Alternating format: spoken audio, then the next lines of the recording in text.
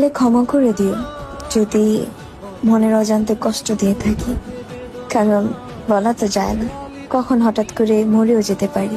ও আচ্ছা, কি বলে ভাই, উনি বলে মরবে? না না না না, আপনি মরবেন না, আপনার মরণ নাই, আপনি অমর হয়ে থাকবেন।